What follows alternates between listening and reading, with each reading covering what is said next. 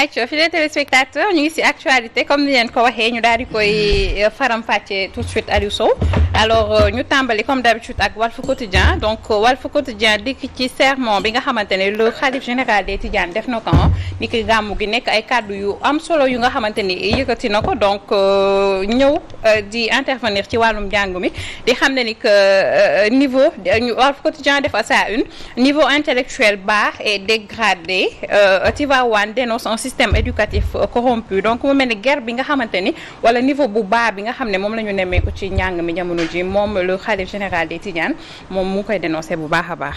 C'est vrai que comme à l'accoutumée, eh ben chaque lendemain de Gamou Maouloud, eh ben khalife donc des Tidianes, khalife général des Tidianes donc Serigne Mbaye Sy Mansour dafay donc def une intervention pour joxe xalaatam ci réew mi ak ci àdduna effectivement démb lendemain gàmmu dafa renouveler justement cette intervention là annuelle eh ben ci biir intervention boobu Serigne donc Mbaye Sy Mansour wax na ci aspect yu bari par rapport ak li nga xam ne moom la réew mi ak àdduna di doxee comme Sénégal moo ñu concerné étalé wu na moom sang bi si ci ay éléments yu bari éléments yi ñu ci mën a retenir moom mooy sëriñ bi dafa ne dëkk bi jubadi daf fi am damay résumer li may wax nii parce que mënuñu wax lépp tey jii nii ci temps bi nii parce que c'est une intervention qui a duré au moins 1 heure de temps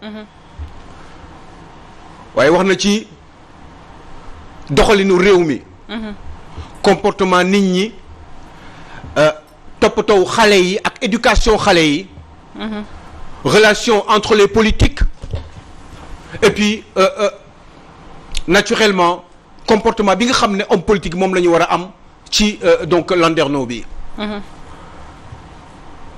Serigne Mbaye Sy Mansour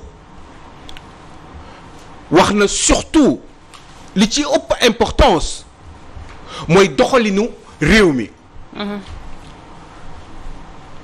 parce que wax na ci père de famille avortement médicalisé absolument soo ñaan na waaye politique yi ngeen ñu xoolaat seen bopp àndu ci ak nu mu munti demee gis na ni àndu ci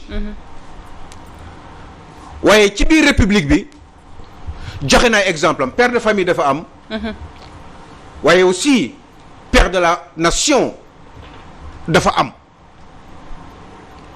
te père de la nation du kenn ku dul le président Macky Sall donc je pense que buy wax ki mu njëkk a waxal la première personne à qui à mon sens il a eu à s'adresser moom mooy donc le président Macky Sall ak ñi mu àndal parfaitement ñi ci topp du ñenn ñu dul opposition bi ñi nga xam ñoom ñooy jéem a wuutu réew mi pour remplacer le président Macky Sall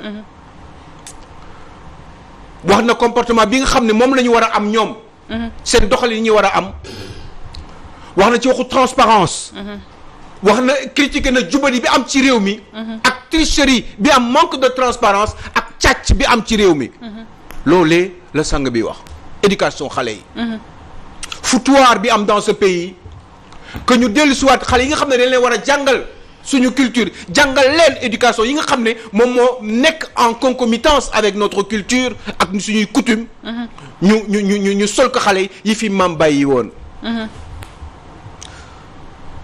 mais man Salma Ibrahima Fall dama am lu si lu ma gën a jàpp parce que man dama zaayire te lii la yàlla dogal dëgg la quand il parle lui Serigne Mbaye Sy Mansour du comportement des hommes politiques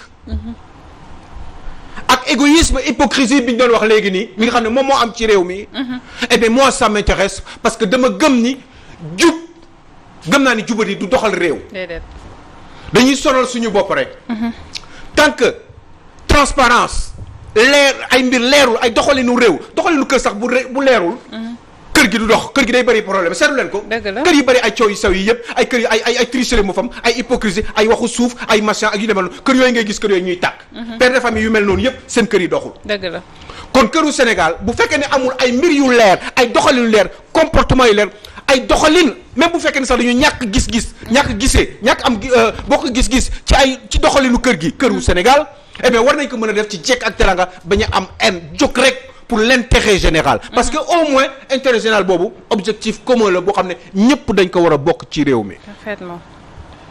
loolu amul et sang bi si insisté na trop ci wax boobu. waaw léegi est-ce que danañ ko def. waaye sang bi si man de dinaa la wax mbir déwén de di nga ko waxaat. ndeysaan. ci kàttanu yàlla guddal fan. amiin yaa rabbi. guddal fan lool. amiin yow sang bi si. waaye déwén di nga ko waxaat. lii nga wax fii yëpp déwén di nga ko waxaat. lu tax nga koy waxaat parce que duñ la déglu. te ñii seen bopp leen tax a jóg. en tout cas bu ñu jàkkaarloo ak yow li ñuy wax ak ni ñuy xalaatee bu ñu génnee ci biti pare nañ ci yow. pourtant waroon nañ leen mën a déglu.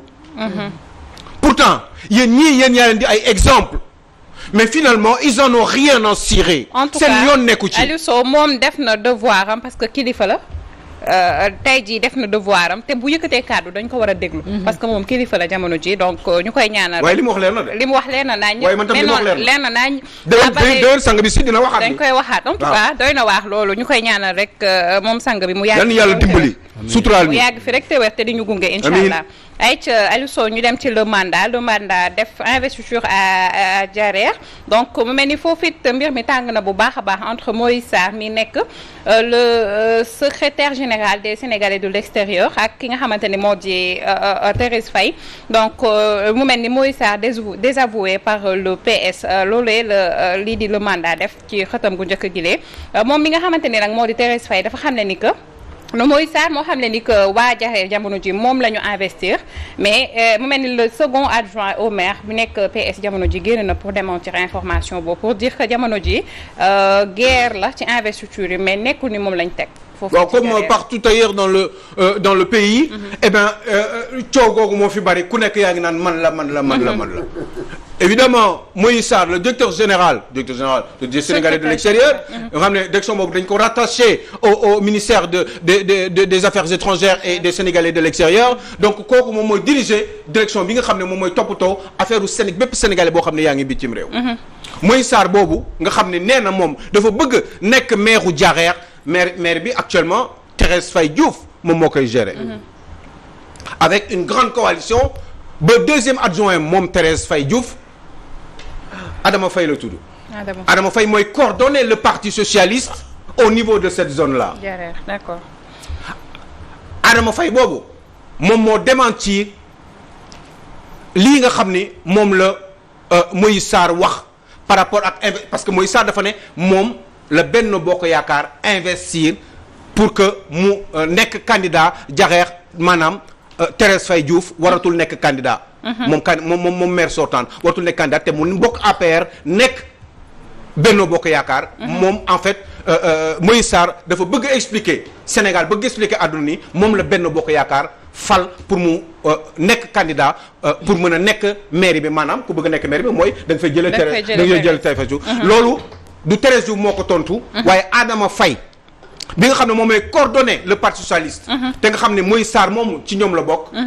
et ben Adama Faye boobu moom moo démentir loolu avec un communiqué officiel. comme quoi bu fekkee ni Moïse Sarr boobu dafa bëgg nekk candidat. am na ci droit mais xam nga lu bon mooy fausse propagande bi nga xam ne moom la homme politique di def pour jaxase xelu sénégalais yi. am nga droit nekk candidat mais amoo droit wax lu dul dëgg loo xam ne amagul. parce que du Benno Bokk Yaakaar moo ko investir. ce n'est pas vrai puisque y a un démenti flagrant qui a été fait. par ki nga xam ne moom mooy Adama Faye boobu. mooy adjoint wu. Thérèse Faye. mais parti socialiste la bokk. mais Benno Bokk Yaakaar Aliou Sow est-ce que Macky Sall aussi du dressé liste bi benn yoon mu jeex parce que nag gis nañ coow li jamono ji week-end bi yëpp même à Thiès c'était chaud gis nañ ne Abdou Mbow. def meeting fii Habib Niang def meeting fële kii def meeting fii ku ci nekk ne man la ñu investir est-ce que kilifa gi jamono ji jotul mu tranché ku ne xam naka ngay tëddee. moo xam waaye leen leer na moom moom mooy ku si nekk da nga war a assumer ses responsabilités est-ce que véritablement kilifa gi moom moo war a choisir. mais c'est moom moo ne mooy dresser. comme moom mooy choisir na assumer ses responsabilités pour que éventuellement s'il y aurait un échec parce que kilifa gi fi mu toog je ne peux pas imaginer qu'il puisse recevoir toutes les informations nécessaires pour mu def les bons choix. Ouais. parce que ñi koy conseiller duñ ko wax dañ koy wax par rapport au di ko tenir ci ay kiiwu sentimental. mais pas forcément ci ay véracité politique parce que dëgg bi ngi war a wax Macky Sall par rapport ak ñi nga xam ñoom ñoo am doole xam nga tey jii nii boo nee Abdou Karim Sall moo war a jël place Obama. à fële nu mu tudd Mbaaw xam nga ni Obama moo ko mën. xam nga booy wax par exemple Thiès Nord. ñëpp xam nañu Habib Niang moo fa mën ku ko fa jëlul c'est parce que moom la wax waaye loolu seen problème la problème mu Habib Niang la ñoom ñoo xam nu ñuy xaw nu ñu koy waxatee fóote kii nu ñuy defee seen fóotu mbiir ñoom ñoo koy gérer mais une chose est sûre c'est que y aurait beaucoup plus de chance pour Macky Sall de se tromper par rapport à certains choix parce que ñi koy conseiller parce qu'il ne peut pas être partout ailleurs et comme c'est un pays d'hypocrites les gens qui sont autour de lui vont certainement même à Yoff Abdoulaye Diouf Sarr ak le jeune Gueye. mais Mamadou Gueye mais ñëpp xam nañ ni Abdoulaye Diouf Sarr est en déliquescence par rapport ñi ngi def ay propagande mais ñëpp xam nañ ni moom fi ñu toll nii 70% mais adduna bi Sénégal yi 70% des jeunes ont moins de 35 ans. mënuñu tuddee ànd ak ces gens là Khalifa Medina Baye mi ngi koy wax. c'est vrai nee na il faut leadership yu bees yi. dañu war a changer génération d'hommes politiques yi. indi ay xale yu bees. moom des nouveaux leaders. loolu mu wax noonu dëgg la. il faut ngeen indi ay nit yu bees ñi fi nekk yàgg da nga leen war a génne tege leen ne parce que waruñu ko ne toujours di ñu jiite 10 ans ci mairie 10 ans ci gestion des affaires publiques doy na ci réew mënoo téye réew ay 15 ans di gérer ay affaires publiques kooku source de corruption la ak manque de transparence ak tricherie parce que boo ci yàggee da ngay dem ba da ngay commencer di naagu loolu baaxul ci nguur boo gisee ñuy limiter yenn yi c'est parce que naagu moo tax donc dans ces municipalités là il faut que le président Macky Sall fasse extrêmement attention par rapport à des erreurs éventuelles qu'il ferait même des erreurs sûres pourquoi ma ne erreur sûre parce que xam nga parce que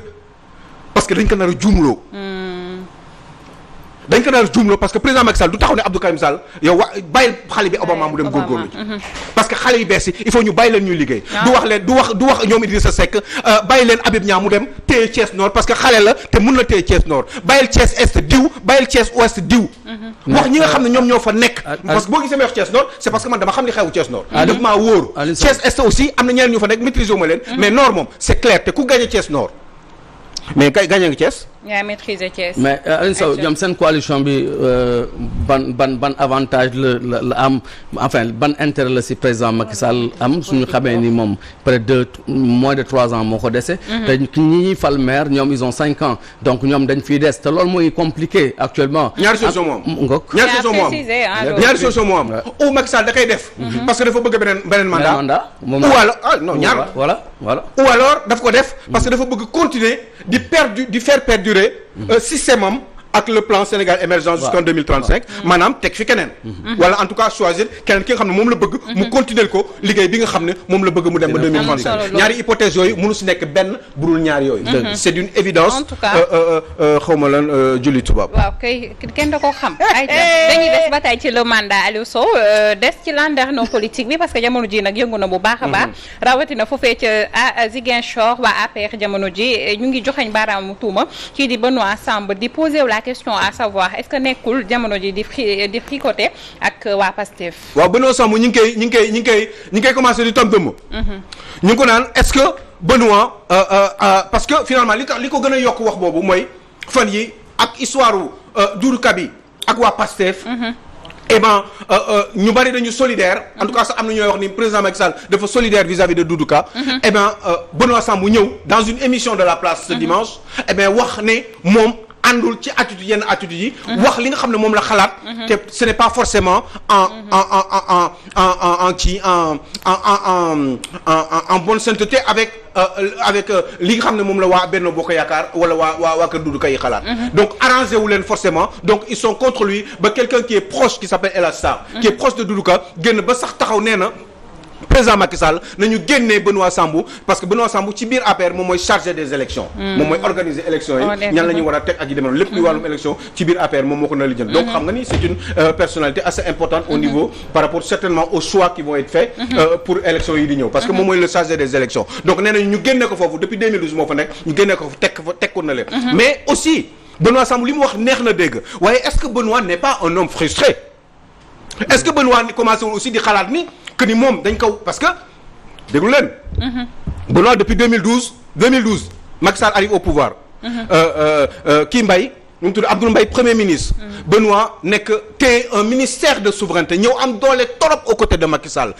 gérer le ministère de l'agriculture et de l'équipement rural. bi mu téye ministère boobu juróom-benni weer après Macky Sall dàq ko.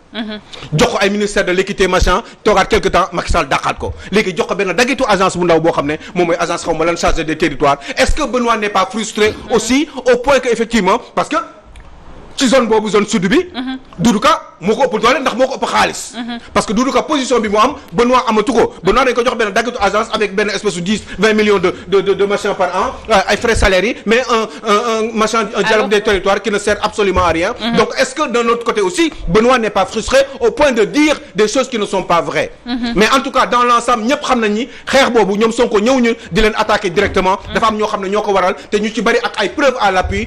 notamment ce monsieur qui s'appelle Sow là. leer na ni ñoom menacé woon nañu waa kër Sonko yi parce que nee nañu Doudou Ka moom côté Boucotte et que kenn waru leen provoquer maanaam kenn waru ñëw foofu taxaw naan da nga fay def ay réunion même bu fekkee ni Alpha Oumar Sow donc yooyu yëpp faisant est-ce que ci benn côté Benoît li muy wax dëgg la mais est-ce que bu nekkoon Benoît dans les bonnes conditions c'est vrai par rapport à sa position ci biir nguur gi parce que Benoît yoratul dara pratiquement dañ ko moo tax doole ko dégg sax muy wax dañ ko tegee na le te xam naa ni rek il pourrait être éventuellement frustré parce que il pense que ni moom ca APR ca njëlbeen la bokkoon donc waroon nañ ko te am na xalaat na ni am na ay mën-mën te waroon nañ ko fi ñu ko teg vraiment dañ ko làq pour que définitivement ñu dàq ko politiquement bàyyi ko politiquement te gis nañu Doudou Ka moom am na doole joxoon nañ ko FONGIP téye na ko pendant des années c'est vrai que FONGIP am na ñu wax ni y a beaucoup de problèmes là-bas bi mu fay jógee am na ay couac yu fa am yoo xam ne dañu ne sax Thérèse pour mu noppi bañ ci wax et cetera bon kenn waxu ci est-ce que ba pare ñu génnewaat dem joxaat ko AIBD mu doon une puissante direction est-ce que du loolu moo tax ni Doudou Ka moo ko ëpp doole foofu faisant ça fait que ni Benoît il est un peu frustré yooyu yëpp faisant ça fait que ni moi je donne la possibilité aux Sénégalais de réfléchir par rapport à ces informations yi nga xam ne moo laa leen di jox ñu xam ni ñaari hypothèses yëpp mun na nekk ou Benoît est un homme frustré ou Benoît il dit la vérité mais en tout cas une partie de ce qu'il dit est totalement vrai parce que ñëpp xam nañu Sonko ñooñu ko doon attaqué ci waa kër Doudou Ka lañ jógee forcément maintenant est-ce que Doudou moo leen yónnee ou Doudou Ka moo leen yónnee wala yónneewu leen ça c'est autre chose mais en tout cas Benoît Sambou a le droit de donner son avis mais est-ce que bu nekkoon ci yeneen position yu baax moom Benoît léegi nag foofu laa bëgg a waxee est-ce que dina wax est-ce que dina wax parce que nag am na ñoo xam ne gis parce que lii moo xew nag Benoît dañ ko commencé dañ ko dàq wàññi ko ba tekkeetul dara boo nekkee dans de bonnes conditions kenn du la dégg mais bu fekkee xëy na amaana. loolu laa laaj Sénégalais ñooy réfléchir. leen daal leer na mooy Benoît moi je pense qu'il pourrait être éventuellement frustré. parce que pour ce que je sais c'est un homme quand même qui a des ambitions ministère de l'agriculture lañ la jox et de l'équipement rural. moom lañ la jox. mu ñëw ministère boobu juróom-benn weer ñu dàq. joxaat le ministère de l'équité machin ak yi kenn xamul ministère dof yooyu. ba pare wàcc daxaat la fa encore. jox la xaw ma lan benn agence xaw ma lan chargé du dialogue des territoires la mooy dialogue des territoires. la mooy dialogue des territoires maire yi nekk fi préfet yi nekk fi décentralisation am déconcentration am. loolu xam nga ni amul benn njëriñ la preuve il ne fout rien il ne travaille pas. mais par contre il reçoit son petit pécule et puis xam naa ni loolu doy ko il a d'autres ambitions il est frustré il est dégoûté donc il se permet de parler. parce que dañ koy gëj di dégg nag. dëgg la est-ce que profité wul ci occasion bi avec toute la grande frustration qui pourrait l'habiter pour wax li mu xalaat wax métti di ko wane ni moom existé na en même temps aussi. parce que kooku muy waxal kooku moo ko ëpp doole léegi dans la zone sud parce que kooku moo ko ëpp xaalis. il n'est pas forcément meilleur que lui. moi je pense même que Benoît moo ko mën. Benoît moo ko ëpp expérience politique parce que je connais Benoît. waaw moo ko ëpp expérience politique moo ko ëpp xam-xamu politique. yaa ngi dégg Kële c'est un technicien. technocrate la. d'accord. métier la am ñu liggéeyloo ko. il a géré il a certainement de l'expérience mais mënul dépasser expérience Benoît Sambou parce que Benoît encore une fois je le connais. maintenant moom nag malgré li mu am ci expérience yëpp. ñu koy sànni ay chargé des élections di ko jox benn conseil xaw ma lan chargé des territoires. Benoît dañ ko humilier ci biir APR dañ ko humilier ci biir Benno Bokk Yaakaar mais est-ce que parce que aussi seulement des fois ñoom dañuy xam. ñi lay wàccee aussi. des fois dañuy xam lu tax ñu wàccee la. xëy na duñ ko wax mu jëm kaw. waaye dañ koy xam. parce que dégg naa yu bari ay faits de corruption. yoo xam ne amoon na pendant qu'il avait à gérer. certaines responsabilités. D'accord. parce que ñu bari nee nañu au début il s'était beaucoup enrichi je parle parce que man xam nga man sama yoon nekku ci. man Sénégal mu tax a jóg damay wax li am yëpp gars yi après ils se débrouillent Sénégalais yi réfléchir. on a dit que ni il s'était beaucoup enrichi au départ. c'est pour ça qu'on lui a mis un coup de frein. coup de frein boobu ñu ko def nag ñoom ñoo ko wax de. parce que le président Macky Sall n'avait aucune raison je pense que ni ñu bari choisir na leen te Benoît Sambou moo leen gën a compétent. li tax mu wàccee ko alors qu'au début il avait confiance en lui. jox ko pratiquement un ministère de souveraineté. ministère de l'agriculture l'agriculture mooy mbayu réew mi équipement rural. maanaam tout ce qui est matériel agricole et cetera c'était un ministère puissant avec un gros budget est-ce que du woon 3e ou 4e budget. ci ministère yi. par rapport ak gouvernement Sénégal. donc il était très puissant et pourtant 6 mois après ñu dàq ko lan moo tax ñu dàq ko juróom-benn weer après ñu jox ko beneen ministère boobu lan moo tax ñu dàq ko ci defu ci at. léegi ñu jox ko benn daggitu agence boo xam ne ñetti nit ñoo fa nekk moom ak secrétaire am ak xëy na ñaari collaborateur et puis c'est tout donc humiliation lay subir en ce moment xëy na peut-être loolu moo tax mu profiter de cette situation là pour faire son coup de gueule en même temps dire li nga xam ne moom la Sénégalais yëpp di xalaat parce que Sénégal li ñu xalaat mooy Doudou Ka ay nitam ñoom ñoo attaqué waa kër Ousmane Sonko. Ouais, en tout cas est-ce que loolu du dëggal tey jii li Mamadou Lamine Diallo wax ci 24 heures. di xam ne ni que la violence est dans l'ADN de Benno Bokk Yaakaar. bon ben Benno Bokk Yaakaar ah quel Benno parce que Mamadou Lamine Diallo aussi Benno Bokk Yaakaar Idrissa Seck mi ngi fa. si la violence est dans l'ADN de Benno Bokk Yaakaar ban Benno Bokk Yaakaar ngay wax. c'est un monsieur que je respecte beaucoup. est-ce que du Macky Sall ak i ñoñam. Macky Sall ak ñoñam mooy ñan ñooy ñooñu Macky Sall Idrissa Seck ci la bokk wala bokk ci. parce que Idrissa Seck sa nit la woon. yow mii yaa ko choisiroon un grand monsieur pour man Mamadou Lamine Diallo moo waroon nekk le ministre des finances de l'économie des finances de l'industrie pour man de l'industrie et du budget pour man Mamadou Lamine Diallo moo ko waroon nekk ci foofu moom pour ku bëgg a liggéeyal Sénégal dëgg waaye des fois il a eu à faire des choix léegi par rapport ak li mu wax ni si Benno Bokk Yaakaar ADN am mooy violence Idrissa Seck fan lañ koy teg il faut que mu communiquer aussi ci le choix qu'il a eu à faire ak Idriss et qu'est-ce qu'il pense de Idriss Seck aujourd'hui qu'est-ce qu'il pensait de Idriss Seck avant bi mu koy tippoo bàyyi Ousmane Sonko bi nga xam ne xëy na ñoom ñëpp nekkoon ci groupe Idriss Seck boobu bu ñu jàppale woon Ousmane Sonko mun na yóbbu Macky Sall 2e tour ñu def comme Macky Sall ni mu defoon Ablaye Wade waaye da ngeen ne Idriss Seck la da ngeen jël Ousmane Sonko teg ko de côté parce que yéen critères yi yow Mamadou Lamine Diallo da nga waxoon 20 critères yi nga xam ne moom 20 éléments yi critères yi nga tegal Idrissa Seck pour ànd ak moom 18 yi déggoo ngeen ci kàddu 18 yooyu fan la ko Idrissa Seck teg tey fu mu ko teg kenn da ko xam léegi Idrissa Seck ci ADN bi la bokk parce que ak ñooñu Macky Sall ak ñeneen ñoo xam ne certainement donc ça ne veut pas dire grand chose je crois que il faudrait revoir tout ça c'est pas une histoire de ADN c'est une histoire de ADN au Sénégalais la selon nit ki position bi mu nekk selon qu'il est au pouvoir ou il est dans l'opposition comportement am day wute bu nekk ci opposition bi lay gën a violent regardez ceux qui sont au pouvoir et qui étaient dans l'opposition pendant que Abdoulaye Wade était président de la République j'espère que j'ai bien travaillé comme toujours di leen sant di leen gërëm on vient de l'assistant Néné maman Khady Seck depuis Lac Rose maman Gisèle Goudiaby Assane Gueye ak suñu papa Ousmane Sow ak Tata Fatima Samoura ñu leen di bëggee. waxal ma Kéwé Diallo à Bargny Mbott ni bëgg nañ ko. bëgg na leen trop Kéwé Diallo moom femme courage. bëgg nañ ko waaw ñëpp kat yàlla na yàlla sàmm Diallo jeexi. Tata Penda nuyul ma waa Bargny Mbott. musique